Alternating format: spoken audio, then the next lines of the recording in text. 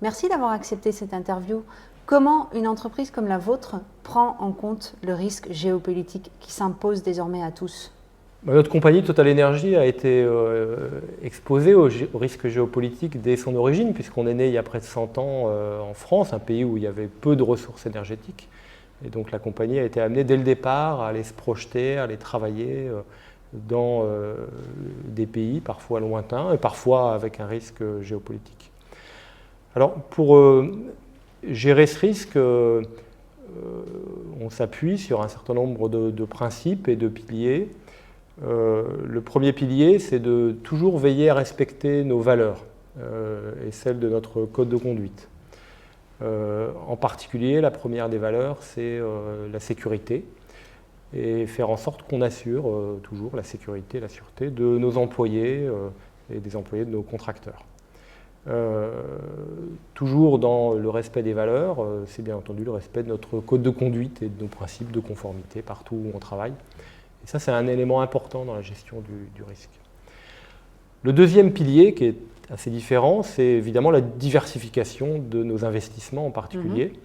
Ne pas mettre tous nos œufs dans le même panier et faire en sorte qu'on ait une certaine diversité dans les pays dans lesquels on travaille. On a une règle d'ailleurs, une limite au montant d'investissement, de capitaux employés, comme on dit, par pays. N'alloue à un pays donné. Et donc on s'efforce de ne pas dépasser ce plafond pour diversifier nos risques. Je pense qu'un autre pilier dans la gestion du risque géopolitique, c'est d'être bien intégré localement dans nos activités. Et en particulier quand on produit par exemple des quantités importantes de pétrole et de gaz dans un pays qu'on va ensuite exporter, c'est important aussi d'amener de l'énergie aux populations de ce pays. Donc c'est ce qu'on fait en Afrique par exemple, où on produit des quantités importantes, mais on a aussi un réseau très important de distribution, de stations-service. C'est ce qu'on fait également dans un pays comme l'Irak, où à Bassora, on a un grand projet intégré de production de pétrole, d'élimination du torchage de gaz, mais également de fourniture d'électricité d'origine renouvelable aux populations locales, avec une très grande ferme solaire qui fera 1 gigawatt. Donc vous êtes un acteur local dans beaucoup de pays. Donc on s'efforce d'être dans ces pays un acteur local. Voilà, donc ça c'est un certain nombre de piliers. Par ailleurs, on s'efforce, et c'est un de nos principes également, de ne pas s'immiscer dans la vie politique intérieure, dans les pays dans lesquels on travaille, et on est assez vigilant là-dessus. Comment on s'informe sur les risques, l'évolution des risques géopolitiques ? Est-ce que vous avez des partenariats avec des institutions locales ? Est-ce que c'est votre réseau qui vous informe ? Ou est-ce que vous consultez des rapports généraux ? Comment vous le rendez concret ? Alors, je dirais la première source d'information ou de compréhension des pays, c'est nos équipes. C'est nos équipes sur place. Dans chaque pays, on a un country chair, on a des équipes qui sont d'ailleurs pas majoritairement des expatriés, mais qui sont majoritairement des nationaux du pays dans lequel on travaille.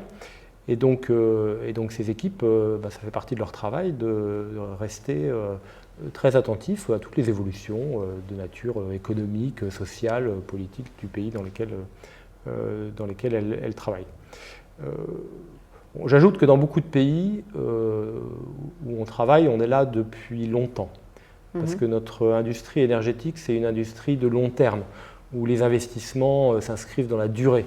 Oui. Quand on fait par exemple du pétrole et du gaz, entre le moment où on va démarrer de l'exploration et le moment où on va démarrer la production, il va s'écouler une période de 6, 7, 8 ans. Bien sûr. Et puis après, on reste là pour produire pendant des décennies. Donc vous finalement, avez des liens on a très noué forts. des relations fortes avec beaucoup de ces pays, et puis évidemment, on en suit l'évolution, tout en étant attentif à ne pas s'immiscer dans la vie politique intérieure des pays dans lesquels on travaille, puisque c'est une de nos règles de garder une vraie neutralité par rapport à ça. Pour autant, bien entendu, qu'on puisse travailler en respectant nos principes d'action et en respectant notre code de conduite. Et vous le mélangez avec des sources autres, votre réseau local, avec des sources peut-être bien contradictoires. Donc nos équipes sur place, évidemment, ne sont pas la seule source d'information, donc on fait aussi on travaille aussi avec beaucoup de partenaires extérieurs qui nous amènent de l'information, qui nous amènent des analyses souvent précieuses.